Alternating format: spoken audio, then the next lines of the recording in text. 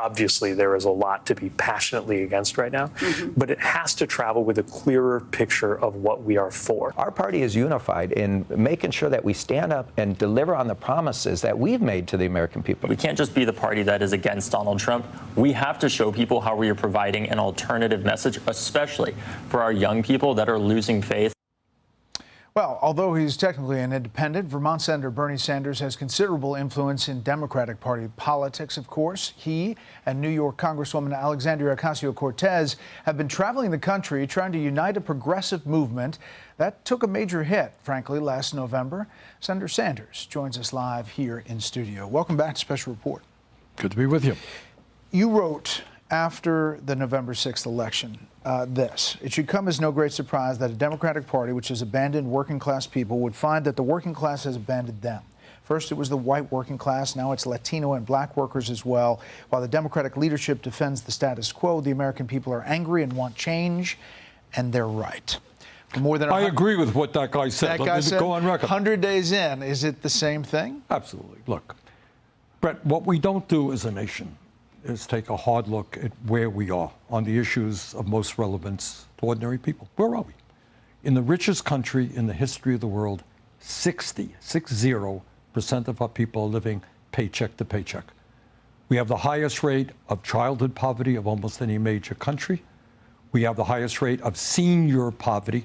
22% of seniors in America today trying to get by on $15,000 a year or less.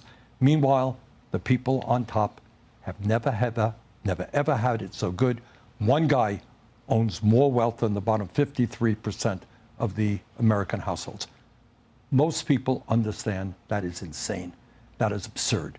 There is no reason why we should be the only major country not to guarantee health care to all people, why we have a housing crisis, why our kids can't afford to go to college. So why do you think, and it's our latest Fox News poll, the opinion of the Democratic Party is now at 41% favorable? Why is that? Why is it so underwater? And the Republicans are a whole lot better. A little bit better, but yeah, not a whole lot, I agree. I'll tell you why. People understand that the political system in this country is largely corrupt, both parties. Why is that? You know the answer. The answer is that you have billionaires in both political parties determine what legislation gets to the floor and who is the candidate. Right now, let me give you both examples. You're in the Republican Party, and you say, you know what? I don't like this Trump idea of giving massive tax breaks to the rich and cutting Medicaid and education. You get up and say that. What happens to you? The next day, Elon Musk says, I got unlimited amounts of money. We're going to run a candidate in a primary against you. Democratic Party side? What happens if somebody says, you know what? Maybe it's not a good idea to fund Netanyahu's war machine, which is creating starvation for children in Gaza. I'm going to vote against that. Next day, AIPAC is going to be running against you. We have a corrupt campaign finance system. Billionaires in both political parties are calling the tunes. The American people understand that. You mentioned Gaza. I just want to point out there was a House hearing on anti-Semitism at non-Ivy League universities today up on the Hill. You're Jewish. You've expressed, obviously, a lot of concern about what's happening in Gaza. But what do you make about what's happening on college campuses? Look, anti-Semitism is a vile and disgusting ideology, resulting in 6 million people getting killed under Hitler. But let's be clear.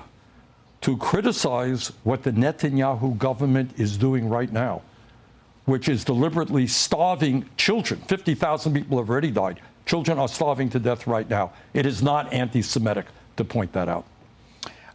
I want to play a clip from this BBC interview from former President Biden. Take a listen. It was a hard decision, but... Regrets, though? No, I think it was the right decision. I think that... well, it was just a difficult decision. But you shouldn't have taken it earlier.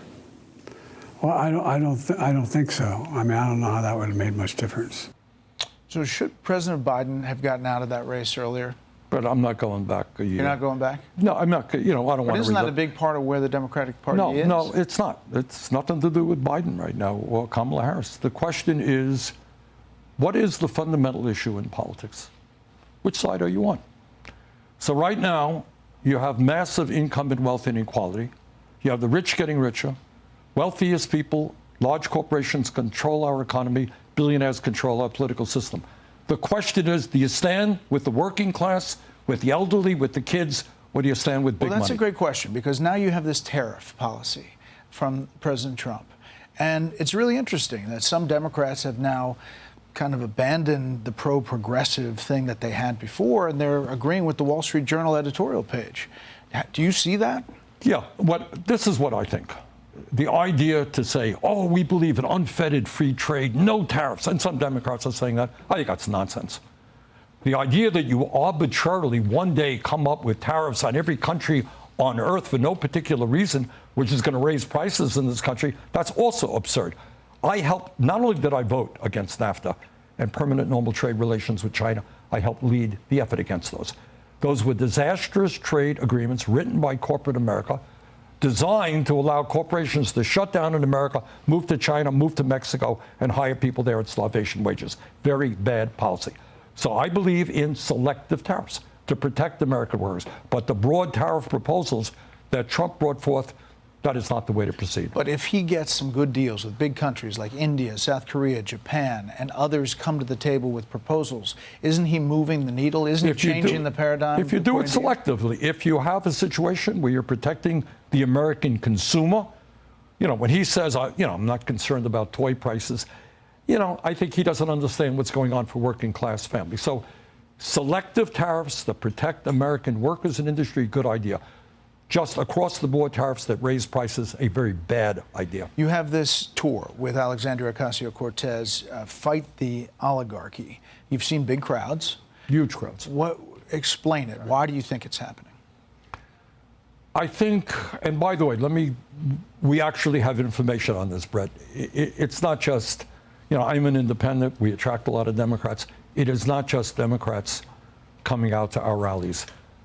It is Republicans. It is a lot of independents. And why is that? I think there are a few concerns. Number one, when Trump gets inaugurated and standing behind him are the three wealthiest guys in America, Musk, Bezos, and Zuckerberg.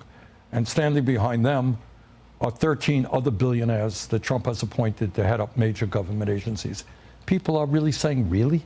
This is a government of the billionaire class, for the billionaire class. People are worried about that. The other area, big deal, is the movement toward authoritarianism. You don't have a president of the United States suing the media because they did stories you don't like. You don't have federal agents picking up college students who may have come from another country, throwing them into a van, taking them to a detention center without any charges being leveled against them.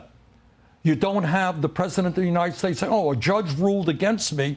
We got to impeach that judge. That is called authoritarianism. And I don't care if you're conservative or progressive and middle of the road guy.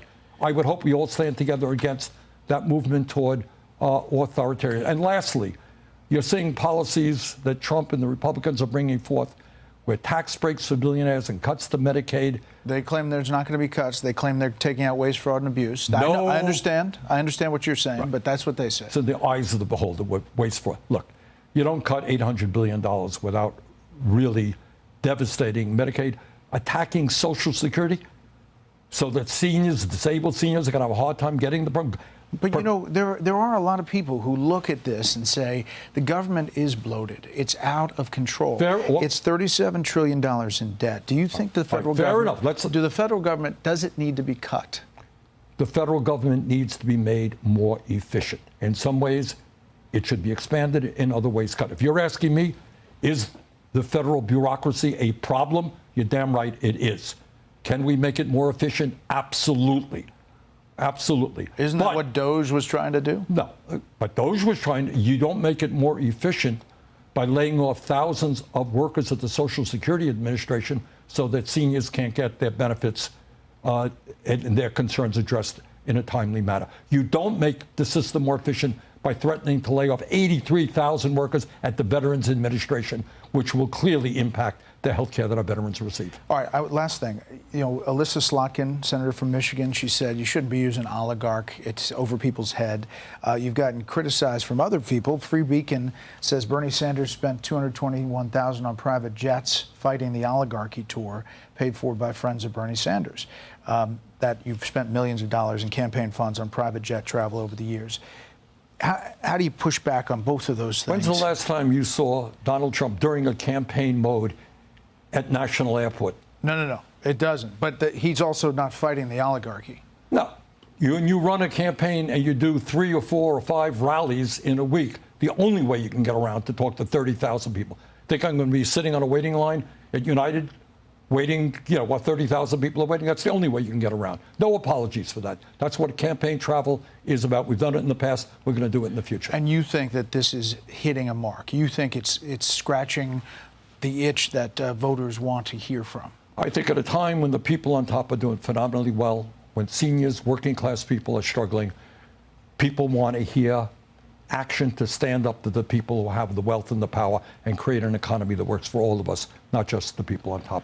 Well, Senator Sanders, I appreciate you coming on, talking about the issues, and we'll have you back. Thank you very much, Brett. Thank you. Hey, Sean Hannity here. Hey, click here to subscribe to Fox News YouTube page and catch our hottest interviews and most compelling analysis. You will not get it anywhere else.